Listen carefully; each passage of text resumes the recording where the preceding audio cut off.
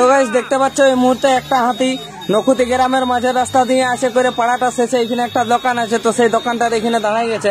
তো দেখা যাক হাতিটা শেষ পর্যন্ত কোন দিকে যায়। আর ওইদিকে পুরো ফাঁকা মাঠ আছে আর ঘর নাই। তো হাতিটাকে দেখার জন্য হাতিটার কাছে কাছে একদম উতুটুকুটুকু ছানা গুলো ঘুরে বলছে। দেখতে পাচ্ছ একবারে ছোট ছানা হাতির গোড়ায় আছে।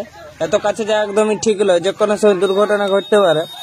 তো দেখতে পাচ্ছ হাতিটা দোকানের ওইখান থেকে আস্তে আস্তে করে আগান যাচ্ছে সেই বিলের দিকে। আগে গমবিল আছে, তো দেখা যাক সে গমবিলের মাঝে দিয়ে যায় না কোন দিকে যায়, দেখা যাক শেষ পর্যন্ত।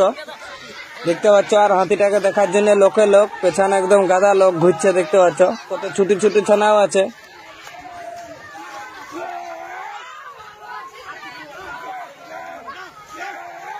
পেছন দিক থেকে আসে করে এই ছানাটা কেমন হাতিটাকে ঢিল ছুঁড়ে মারছে দেখো, কিন্তু এরকম ভাবে হাতিকে ঢিল ছুঁড়ে মারা একদমই ঠিক নয়। তো দেখতে পাচ্ছ হাতিটা দেখার জন্য গাদা গাদা লোক জুটে গেছে। আর হাতিটা গমবিলের মাঝে দিয়ে আস্তে আস্তে করে সে ফাঁকার দিকে যাচ্ছে।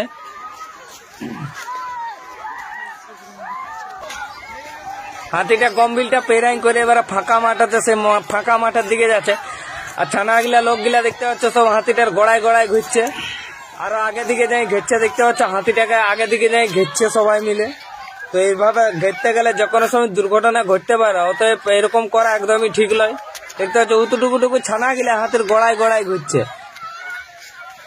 তো হাতিটাকে দেখার জন্য গাদা লোক জুটে গেছে ঠিকই, কিন্তু আর তার মধ্যে আরো ছোট ছানা বেশি, ইতুটুকুন টুকুন ছানা সব পেছনে পেছনে দেখতে পাচ্ছ উতুটুকুন টুকুন ছানা গেলে সব হাতির পেছনে পেছনে ছুটে আসছে। আর এই ছানাটার প্যান খুলে যাচ্ছে, এই প্যান ধরে ছুটছে, তাও হাতিটাকে খাড়কা আছে। এইগুলো যে কোনো সময় দুর্ঘটনা ঘটতে পারে। দেখতে পাচ্ছ উতুটুকুটুকু ছানা গিলা, এই যে এই ছানাটা একবারে উতুটুকুন খাড়কা আছে আর হাতিকে। তো দেখতে পাচ্ছ হাতিটা ফাঁকা মাঠ দিয়ে করে যাচ্ছে। আর আগে দিকে একটা ঘর আছে, তো হাতিটা সেই ঘরের মাঝে ঢুকে না কোন দিকে যায় দেখা যাক শেষ পর্যন্ত। মোটামুটি এখনো পর্যন্ত হাতিটা সেই ঘরটাকে লক্ষ্য করে সোজা ওই দিকেই যাচ্ছে। তো ঘর তোর ওইখানে বেড়া দিয়ে আছে, সেই বেড়া তেড়া ফাটাই ঘরে ঢুকে নাকি দেখা যাক শেষ পর্যন্ত। তো হাতিটা আসার আগে ওই ঘরের যত যা লোক ছিল সব বেড়ে পালাই গেছে। দেখতে পাচ্ছ হাতিটা উঠে গেছে, বেড়া ভাঙিয়ে দিয়েছে। ঘরের পেছন ধারা হয়ে হাতিটা দাঁড়াই গেছে। দেখতে পাচ্ছ আস্তে আস্তে করে আগের দিকে যাচ্ছে।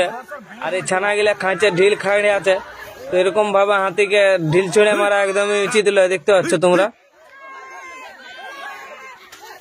তো হাতিটা আস্তে আস্তে করে ঘরের পেছন দিকে হয়ে কোন রকম কোনো কিছু ভাঙচুর না করে দেখতে পাচ্ছ বেড়া ভাঙে উঠেছে আর সেদিকে পেরেন চলে যাচ্ছে।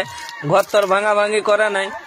তো ওইটা ঘরের পেছন ধারে হয়ে সোজা চলে গেছে। আগের দিকে সেই সিগুন বাগান আছে, ছোট সিগুন বাগান, সে সিগুন বাগানের দিকে যাচ্ছে। আর ছানা গিলা পেছন দিক থেকে ঢিল খাড়কাই চলেছে একের পর এক। আর উতুটুকুটুকু ছানা এসেছে দেখতে গাদা। তো হাতিটা আস্তে আস্তে করে সে সিগুন বাগানের দিকে আফগান যাচ্ছে আগের দিকে। একবারও খেদড়া খেদড়ি করে না। হাতিটা মানে খুব শান্ত প্রকৃতির বেঠা মনে হয়, সে কারণে পেছন দিক থেকে এত ঢিল ছুটছে, তাতেও হাতিটা খেদড়াই নেই।